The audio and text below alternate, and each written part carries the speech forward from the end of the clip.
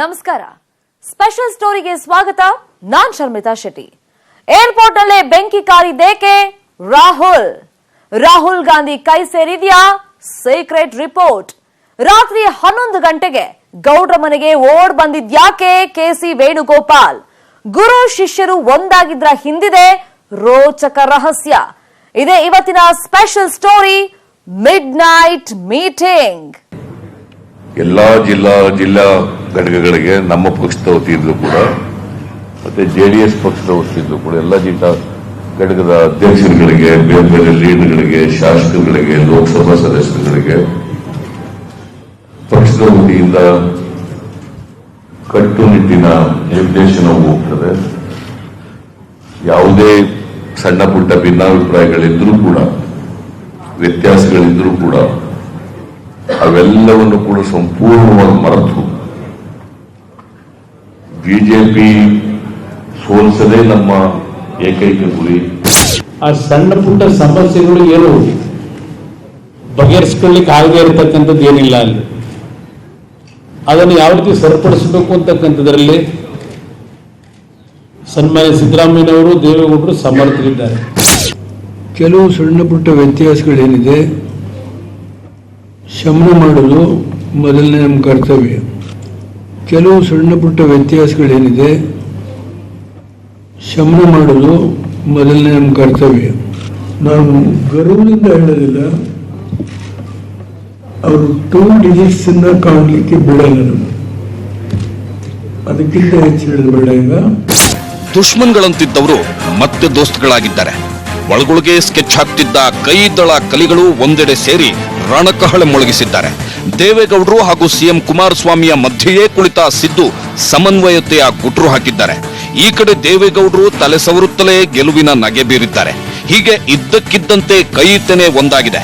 ಒಂದೇ ರಾತ್ರಿಯಲ್ಲಿ ಭಿನ್ನಾಭಿಪ್ರಾಯಗಳು ದೂರವಾಗಿವೆ. ಹಾಗಾದ್ರೆ ಆ ಒಂದು ರಾತ್ರಿ ಏನಾಯ್ತು? ಅದೇ ರೋಚಕ ಸ್ಟೋರಿ. ಗುರ್ರಂತಿದ್ದ ಗುರು ಶಿಷ್ಯರು ಮತ್ತೆ ಒಂದಾಗಿದ್ದ ಹೇಗೆ? ರಾತ್ರೋರಾತ್ರಿ ಕೈದಳ ನಡುವೆ ನಡೆದಿತ್ತು ಅದು ಯಾವ ಬೆಳವಣಿಗೆ? ಮಾರ್ಚ್ 19ರಂದು ಮಧ್ಯಾಹ್ನ 2 ಗಂಟೆಗೆ ಕಂಡುಬಂದ ದೃಶ್ಯ ಇದು. ಮೊನ್ನೆ ಕ್ಷೇತ್ರ ಹಂಚಿಕೆಯಲ್ಲಿ ಕಿತ್ತಾಡುತ್ತಿದ್ದ ನಾಯಕರು ಒಳಗೊಳಗೆ ಅವರವರನ್ನೇ ಸೋಲಿಸೋಕೆ ಸ್ಕೆಚ್ ಹಾಕ್ತಿದ್ದ ಘಟಾನುಘಟಿಗಳೆಲ್ಲ ಒಟ್ಟಾಗಿ ಬಿಜೆಪಿ ವಿರುದ್ಧ ಒಂದೇ ವೇದಿಕೆಯಲ್ಲಿ ಸಮರ ಸಾರಿದ್ದಾರೆ. ಅದರಲ್ಲೂ ಸೇಡಿನ ಲೆಕ್ಕ ಚುಕ್ತಾಕ್ಕೆ ಇಳಿದಿದ್ದಾರೆ ಎನ್ನಲಾಗಿದ್ದ ಮಾಜಿ ಗುರು ಶಿಷ್ಯರು ದಿನ ಬೆಳಗಾಗುವುದ್ರೊಳಗೆ ಅಕ್ಕಪಕ್ಕ ಕೂತ್ಕೊಂಡಿದ್ದು ಎಲ್ಲರಿಗೂ ಶಾಕ್ ಕೊಟ್ಟಿದೆ. ಹೀಗೆ ಇದ್ದಕ್ಕಿದ್ದಂತೆ ಮತ್ತೆ ನಾವು ದುಶ್ಮನ್ಗಳಲ್ಲ, ದೋಸ್ತುಗಳು ಅಂತ ಗುರು ಶಿಷ್ಯರು ತೋರಿಸಿಕೊಟ್ಟಿದ್ದಾದ್ರೂ ಯಾಕೆ? ಏನಾಯ್ತು ಕೈದಳ ನಡುವೆ? ಈ ಮೀಟಿಂಗ್, ಪ್ರೆಸ್ ಮೀಟ್ ಹಿಂದಿನ ಅಸಲಿಯತ್ತು ಏನು ಅಂತ ನೋಡೋಕೆ ಹೋದ್ರೆ ಒಂದು ರೋಚಕ ಸೀಕ್ರೆಟ್ ಕಾಣಿಸುತ್ತೆ.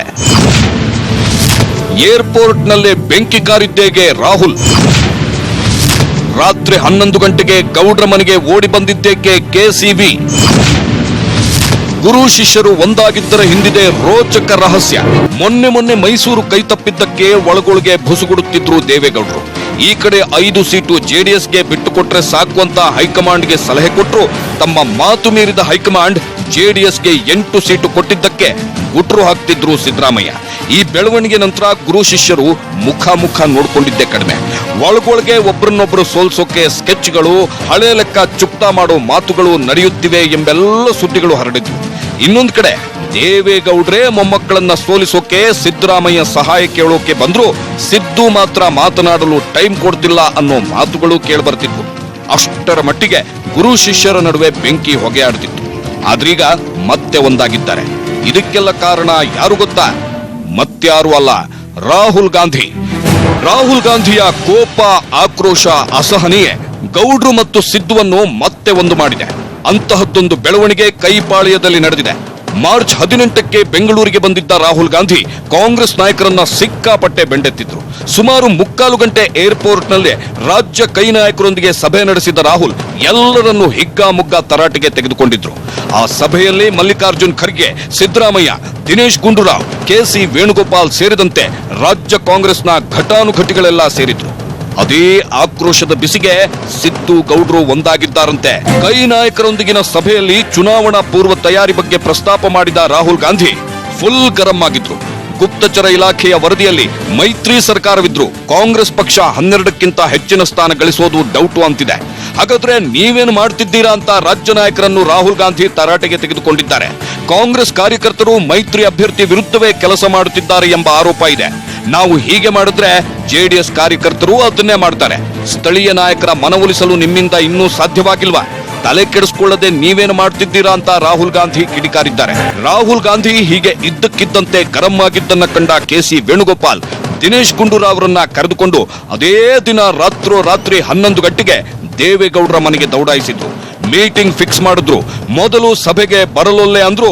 ಸಿದ್ದರಾಮಯ್ಯ ಕೊನೆಗೂ ಒಪ್ಪಿ ಸಭೆಗೆ ಹಾಜರಾದ್ರು. ಅಲ್ಲೇ ಸಿದ್ದುವನ್ನು ದೇವೇಗೌಡರು ಲಾಕ್ ಮಾಡುವಲ್ಲೂ ಸಕ್ಸಸ್ ಆದ್ರು. ನನಗೆ ಸಂಪೂರ್ಣ ವಿಶ್ವಾಸ ಇದೆ, ನಮ್ಮ ಕಾರ್ಯಕರ್ತರು ಪಕ್ಷ ಏನ್ ತೀರ್ಮಾನ ಮಾಡಿದೆ, ಹೈಕಮಾಂಡ್ ಏನ್ ತೀರ್ಮಾನ ಮಾಡಿದೆ, ನಾವೇನ್ ತೀರ್ಮಾನಗಳನ್ನ ಮಾಡಿದೀವಿ, ಹಾಗೇನೆ ಜೆಡಿಎಸ್ನವರು ಏನ್ ತೀರ್ಮಾನ ಮಾಡಿದ್ದಾರೆ, ಅದಕ್ಕೆ ನಮ್ಮ ಕಾರ್ಯಕರ್ತರು ಒಪ್ಪಿಕೊಂಡು ಸಂಪೂರ್ಣವಾಗಿ ಒಪ್ಪಿಕೊಂಡು ಕೆಲಸ ಮಾಡ್ತಾರೆ ಅಂತಕ್ಕಂಥ ವಿಶ್ವಾಸ, ನಂಬಿಕೆ ನನಗಿದೆ. ಆ ಕೆಲಸವನ್ನು ಕೂಡ ಮಾಡ್ತೇವೆ. ಇದ್ರ ಜೊತೆಗೆ ಜಂಟಿಯಾಗಿ ಪ್ರಚಾರ ಸಭೆಗಳಲ್ಲೂ ಕೂಡ ಭಾಗವಹಿಸ್ತೀವಿ. ಯಾವುದೇ ಕ್ಷೇತ್ರದಲ್ಲಿ ನಾನು, ದೇವೇಗೌಡರು, ಕುಮಾರಸ್ವಾಮಿ, ದಿನೇಶ್ ಗುಂಡೂರಾವ್ ಅವರು, ಮತ್ತೆ ಕೆಲವು ಪ್ರಚಾರ ಸಭೆಗಳಲ್ಲಿ ರಾಹುಲ್ ಗಾಂಧಿ ಅವರು, ದೇವೇಗೌಡರು, ನಾವೆಲ್ಲರೂ ಕೂಡ ಭಾಗವಹಿಸ್ತೀವಿ.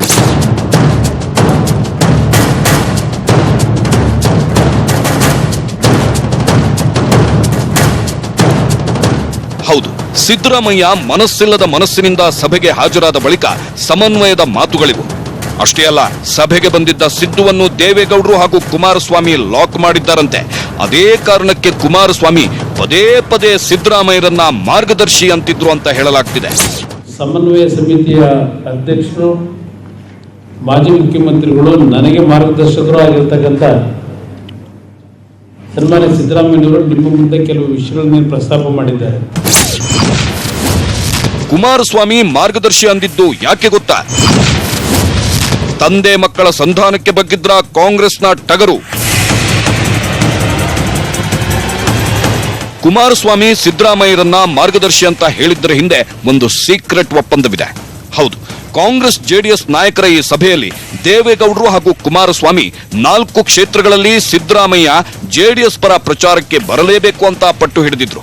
ಹೀಗೆ ಸಿದ್ದುವನ್ನು ಪ್ರಚಾರಕ್ಕೆ ಬರಲೇಬೇಕು ಅಂತ ಪಟ್ಟು ಹಿಡಿದ ಆ ಕ್ಷೇತ್ರಗಳು ಮಂಡ್ಯ, ಹಾಸನ, ತುಮಕೂರು, ಬೆಂಗಳೂರು ಉತ್ತರ.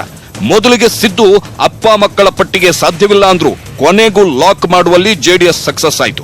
ಆಗ ಸಿದ್ದರಾಮಯ್ಯ ತಾವು ಈ 4 ಕ್ಷೇತ್ರಗಳಿಗೆ ಪ್ರಚಾರಕ್ಕೆ ಬರಬೇಕಾದ್ರೆ ದೇವೇಗೌಡರು ಕಾಂಗ್ರೆಸ್ ಸ್ಪರ್ಧಿಸ್ತಿರೋ 20 ಕ್ಷೇತ್ರಗಳಲ್ಲಿ ಪ್ರಚಾರ ಮಾಡಬೇಕು ಅನ್ನೋ ಷರತ್ತಿಟ್ರು.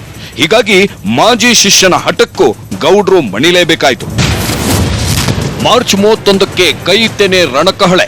ಪ್ರಥಮವಾಗಿ ಕರ್ನಾಟಕದಲ್ಲಿ ಒಂದು ಸಾರ್ವಜನಿಕ ಸಭೆಯನ್ನ ರಾಹುಲ್ ಗಾಂಧಿ ಅವರು ಭಾಗವಹಿಸಲಿಕ್ಕೆ, ಅದರಲ್ಲಿ ದೇವೇಗೌಡರು ಭಾಗವಹಿಸಲಿಕ್ಕೆ, ನಾವೆಲ್ಲರೂ ಕೂಡ ಭಾಗವಹಿಸಲಿಕ್ಕೆ ಮಾಡ್ತಕ್ಕಂಥ ಒಂದು ಮೈಸೂರು, ಬೆಂಗಳೂರಿನ ಆಸುಪಾಸಿನಲ್ಲಿ ಒಂದು ಸಭೆಯನ್ನ ನಾವು ಮಾಡ್ತೀವಿ. ಅದು most likely 31st of March. Most likely 31st of March. 31ನೇ ತಾರೀಕು, ಮಾರ್ಚ್ 31ನೇ ತಾರೀಕು ಒಂದು ಐತಿಹಾಸಿಕವಾದಂತ ಸಾರ್ವಜನಿಕ ಸಭೆಯನ್ನ ಏರ್ಪಾಡು ಮಾಡ್ತೀವಿ. 2 ಅಲ್ಲಿಂದಲೇ ನಮ್ಮ ಚುನಾವಣಾ ರಣಕಹಳೆ ಪ್ರಾರಂಭ ಆಗ್ತದೆ. ಬೆಂಗಳೂರಿನಲ್ಲಿ ದೋಸ್ತಿಗಳ ಬೃಹತ್ ರ್ಯಾಲಿ. ಮಾರ್ಚ್ 31ಕ್ಕೆ ಬೆಂಗಳೂರಿನಲ್ಲಿ ಕಾಂಗ್ರೆಸ್ ಜೆಡಿಎಸ್ ಬೃಹತ್ ರ್ಯಾಲಿ ಹಮ್ಮಿಕೊಂಡಿದ್ದನ್ನ ಇಲ್ಲೇ ಘೋಷಣೆ ಮಾಡಿದ್ದಾರೆ ದೋಸ್ತಿಗಳು. ರಾಹುಲ್ ಗಾಂಧಿ ಈ ರ್ಯಾಲಿಯಲ್ಲಿ ಭಾಗವಹಿಸಲಿದ್ದು ಇಲ್ಲಿಂದಲೇ ರಣಕಹಳೆ ಮೊಳಗಿಸೋ ಪ್ಲಾನ್ ಮಾಡಿಕೊಂಡಿದ್ದಾರೆ ದೋಸ್ತಿಗಳು. ಹೀಗೆ ಗುರು ಶಿಷ್ಯರು ಮತ್ತೆ ಒಂದೇ ಕಡೆ ಕಾಣಿಸಿಕೊಳ್ಳೋದಕ್ಕೆ ಕಾರಣ ರಾಹುಲ್ ಗಾಂಧಿ ಅನ್ನೋದು ಯಾಕೆ ಅನ್ನೋದಕ್ಕೆ ನಿಮಗೀಗ ಉತ್ತರ ಸಿಕ್ಕಿರುತ್ತೆ. ಆದ್ರೆ ಇದ್ದಕ್ಕಿದ್ದಂತೆ ರಾಹುಲ್ ಗರಂ ಆಗಿದ್ಯಾಕೆ, ಕೈ ನಾಯಕರನ್ನ ಬೆಂಡೆತ್ತಿದ್ಯಾಕೆ? ಅದಕ್ಕೂ ಕಾರಣ ಇದೆ. ಅದು ಮತ್ತೇನೂ ಅಲ್ಲ, ಮಾನ್ಯತಾ ಟೆಕ್ ಪಾರ್ಕ್ನಲ್ಲಿ ಮೋದಿ ಬೆಂಬಲಿಗರಿಂದ ಎದುರಾದ ಮುಜುಗರ.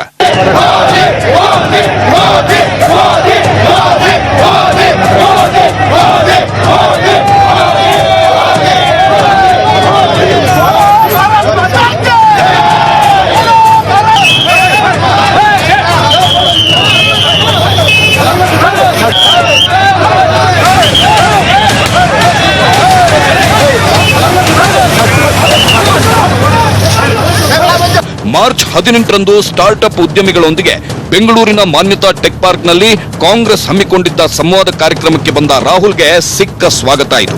ಕಾಂಗ್ರೆಸ್ ಕಾರ್ಯಕ್ರಮದ ಸ್ಥಳದಲ್ಲೇ ಸೇರಿದ್ದ ಟೆಕ್ಕಿಗಳು ಮೋದಿ ಪರ ಘೋಷಣೆ ಕೂಗಿ ರಾಹುಲ್ಗೆ ಗೋ ಬ್ಯಾಕ್ ಅಂತ ಹೇಳೋ ಮೂಲಕ ಭಾರೀ ಮುಜುಗರವನ್ನು ಉಂಟು ಮಾಡಿದ್ರು. ಆ ಆಕ್ರೋಶದಿಂದಲೇ ಕುದಿಯುತ್ತಿದ್ದ ರಾಹುಲ್ ರಾಜ್ಯ ನಾಯಕರನ್ನು ತರಾಟೆಗೆ ತೆಗೆದುಕೊಂಡಿದ್ರು.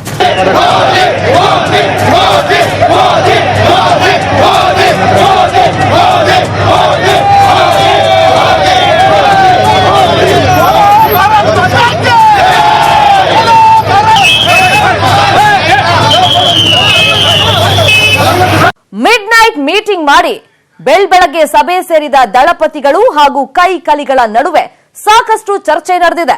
ಅದರಲ್ಲೂ ಮಂಡ್ಯ ಹಾಸನದ್ದೇ ಚರ್ಚೆ ಜೋರಾಗಿದೆ. ಹಾಗಾದ್ರೆ ಮಂಡ್ಯ ಹಾಸನವೇ ಹೈಲೈಟ್ ಆಗಿದ್ಯಾಕೆ? ಏನಾಯ್ತು ಮೀಟಿಂಗ್ ನಲ್ಲಿ? ಇಲ್ಲಿದೆ ಆ ಕಂಪ್ಲೀಟ್ ಡೀಟೇಲ್ಸ್. ಮೊಮ್ಮಕ್ಕಳನ್ನ ಗೆಲ್ಲಿಸುವುದೇ ದೇವೇಗೌಡರಿಗೆ ಟೆನ್ಷನ್.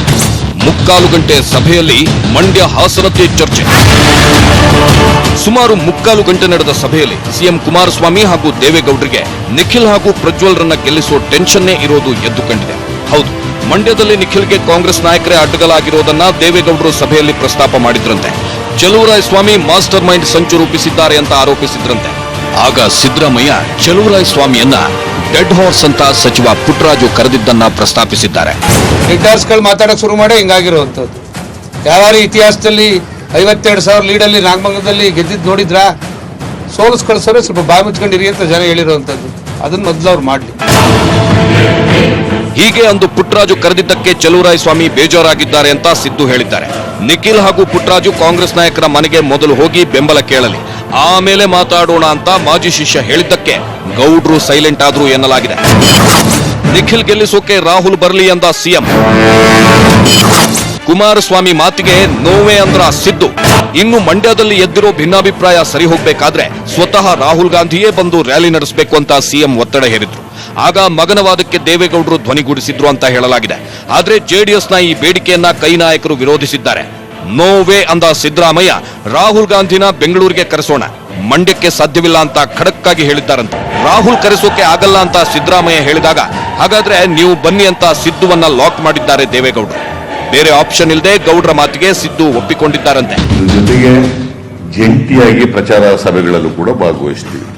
ಯಾವುದೇ ಕ್ಷೇತ್ರದಲ್ಲಿ ನಾನು, ದೇವೇಗೌಡರು, ಕುಮಾರಸ್ವಾಮಿ, ದಿನೇಶ್ ಗುಂಡೂರಾವ್ ಅವರು, ಮತ್ತೆ ಕೆಲವು ಪ್ರಚಾರ ಸಭೆಗಳಲ್ಲಿ ರಾಹುಲ್ ಗಾಂಧಿ ಅವರು, ದೇವೇಗೌಡರು, ನಾವೆಲ್ಲರೂ ಕೂಡ ಭಾಗವಹಿಸ್ತೀವಿ. ಆದ್ರೆ ಇದೇ ಸಂದರ್ಭ 20 ಕ್ಷೇತ್ರಗಳಲ್ಲಿ ದೇವೇಗೌಡರು ಪ್ರಚಾರಕ್ಕೆ ಬರುವಂತೆ ಸಿದ್ದು ಕಂಡೀಷನ್ ಹಾಕಿದ್ದಾರೆ ಎನ್ನಲಾಗಿದೆ. ಆ ಮೂಲಕ ದೇವೇಗೌಡರನ್ನು ಲಾಕ್ ಮಾಡುವಲ್ಲಿ ಸಿದ್ದರಾಮಯ್ಯ ಸಕ್ಸಸ್ ಆದ್ರು ಅಂತ ಹೇಳಲಾಗ್ತಿದೆ. ಕಿತ್ತಾಡ್ತಾ ಇದ್ದ ಕೈ ದಳ ಕಲಿಗಳು ಕೊನೆಗೂ ಒಂದಾಗಿದ್ದೀವಿ ಅನ್ನೋ ಮುನ್ಸೂಚನೆ ಕೊಟ್ಟಿದ್ದಾರೆ. ಹಾಗಾದ್ರೆ ದೋಸ್ತಿಗಳ ಕಿತ್ತಾಟದಿಂದ ಲಾಭದ ನಿರೀಕ್ಷೆಯಲ್ಲಿದ್ದ ಬಿಜೆಪಿಗೆ ಹೊಡೆತ ಬೀಳುತ್ತಾ? ದೋಸ್ತಿಗಳ ಒಗ್ಗಟ್ಟು ಕಮಲಕ್ಕೆ ಶತ್ರುವಾಗೋದು ಹೇಗೆ? ಆ ಮಾಹಿತಿ ನಿಮ್ಮುಂದೆ. ಗುರು ಶಿಷ್ಯರ ಒಗ್ಗಟ್ಟು ಬಿಜೆಪಿಗೆ ಟೆನ್ಷನ್. ಕೊನೆ ಕ್ಷಣದಲ್ಲಿ ಕಮಲಕ್ಕೆ ಭಾರೀ ಆಘಾತ. ಕಾಂಗ್ರೆಸ್ ಜೆಡಿಎಸ್ ಒಂದಾಗಿ ಚುನಾವಣೆಗೆ ಹೋದ್ರೆ, ಒಗ್ಗಟ್ಟಿನ ಮಂತ್ರ ಜಪಿಸಿದ್ರೆ ಬಿಜೆಪಿಗೆ ಸವಾಲು ಎದುರಾಗುತ್ತೆ ಅನ್ನೋದರಲ್ಲಿ ಸಂಶಯವಿಲ್ಲ. ಕಳೆದ ಲೋಕಸಭಾ ಉಪಚುನಾವಣೆಯೇ ಇದಕ್ಕೆ ಬೆಸ್ಟ್ ಎಕ್ಸಾಂಪಲ್. ಯಾಕಂದ್ರೆ ಕಳೆದ ನವೆಂಬರ್ನಲ್ಲಿ 3 ಲೋಕಸಭಾ ಕ್ಷೇತ್ರಗಳಿಗೆ ಉಪಚುನಾವಣೆ ನಡೆದಿತ್ತು.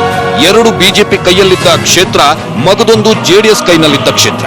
ಈ ಎಲೆಕ್ಷನ್ ನಲ್ಲಿ ದೋಸ್ತಿಗಳ ಕೈ ಮೇಲಾಗಿತ್ತು. ಬಳ್ಳಾರಿಯಲ್ಲಿ 15 ವರ್ಷಗಳ ನಂತರ ಬಿಜೆಪಿಯನ್ನ ಸೋಲಿಸಿ ಕಾಂಗ್ರೆಸ್ ಗೆಲ್ಲುವಲ್ಲಿ ಸಕ್ಸಸ್ ಆಯಿತು. ಈ ಕಡೆ ಬಿಎಸ್ವೈ ತವರು ಕ್ಷೇತ್ರ ಶಿವಮೊಗ್ಗದಲ್ಲಿ ಬಿಜೆಪಿ ಜಸ್ಟ್ 50,000 ಮತಗಳ ಅಂತರದಿಂದ ಗೆದ್ದು ಮರ್ಯಾದೆ ಉಳಿಸಿಕೊಳ್ತು. ಇನ್ನು ಮಂಡ್ಯದಲ್ಲಿ ಬಿಜೆಪಿ ದೋಸ್ತಿ ಅಭ್ಯರ್ಥಿಯ ಅರ್ಧದಷ್ಟು ಮತವನ್ನು ಪಡೆಯೋಕೆ ಸಾಧ್ಯವಾಗಿರಲಿಲ್ಲ. ಇದು ಕೈ ತೆನೆ ಒಗ್ಗಟ್ಟಾದ್ರೆ ಏನಾಗುತ್ತೆ ಅನ್ನೋದಕ್ಕೆ ಬೆಸ್ಟ್ ಎಕ್ಸಾಂಪಲ್. ಆದ್ರೆ ಈ ಬಾರಿ ಮಹಾಸಮರದಲ್ಲಿ ಕೈ ತೆನೆ ನಡುವೆ ಸಿಕ್ಕಾಪಟ್ಟೆ ಭಿನ್ನಾಭಿಪ್ರಾಯಗಳು ಎದ್ವು. ಅವರವರನ್ನೇ ಸೋಲಿಸೋ ಲೆಕ್ಕಾಚಾರಗಳು ನಡೆಯುತ್ತಿದ್ವು. ಈ ಬೆಳವಣಿಗೆ ಬಿಜೆಪಿಗೆ ಲಾಭ ತರೋ ಮುನ್ಸೂಚನೆ ಕೊಡ್ತು. ಆದ್ರೆ ಈಗ ರಾಹುಲ್ ಗಾಂಧಿ ರುದ್ರತಾಂಡವಕ್ಕೆ ಬೆದರಿ ಮತ್ತೆ ಕೈ ತೆನೆ ಒಂದಾಗಿದೆ, ಒಗ್ಗಟ್ಟಿನ ಮಂತ್ರ ಜಪಿಸ್ತಿದೆ. ಹಾಗಾಗಿ ಬಿಜೆಪಿಗೆ ಮತ್ತೆ ಸವಾಲು ಎದುರಾಗಿದೆ. ಗುರು ಶಿಷ್ಯರು ಒಂದಾದ್ರೆ ಬಿಜೆಪಿಗೆ ಟಾರ್ಗೆಟ್ ರೀಚ್ ಆಗೋದಕ್ಕಿಂತ ಇರೋ ಕ್ಷೇತ್ರಗಳನ್ನ ಉಳಿಸಿಕೊಳ್ಳೋದೇ ಸವಾಲಾಗಲಿದೆ. ಒಟ್ಟಾರೆ ಮಿಡ್ ನೈಟ್ ಮೀಟಿಂಗ್ ನಿಂದ ಕಾಂಗ್ರೆಸ್ ಜೆಡಿಎಸ್ ನಲ್ಲಿದ್ದ ಬಿಕ್ಕಟ್ಟು ಸ್ವಲ್ಪ ಮಟ್ಟಿಗೆ ಹತೋಟಿಗೆ ಬರೋ ಮುನ್ಸೂಚನೆ ಸಿಕ್ಕಿದೆ. ಮಾಜಿ ಗುರು ಶಿಷ್ಯರು ಮತ್ತೆ ಒಂದಾಗುವಂತೆ ಮಾಡಿದೆ ಈ ಸಭೆ. ಆದ್ರೆ ಎಷ್ಟು ದಿನ ಅನ್ನೋದೇ ಸದ್ಯಕ್ಕೆ ಎದುರಾಗಿರೋ ಪ್ರಶ್ನೆ. ಇದೇ ಇವತ್ತಿನ ಸ್ಪೆಷಲ್ ಸ್ಟೋರಿ. ನೋಡ್ತಾ ಇರಿ News 18 ಕನ್ನಡ. ಜಾಲ ನಮ್ಮದು, ಬಲ ನಿಮ್ಮದು.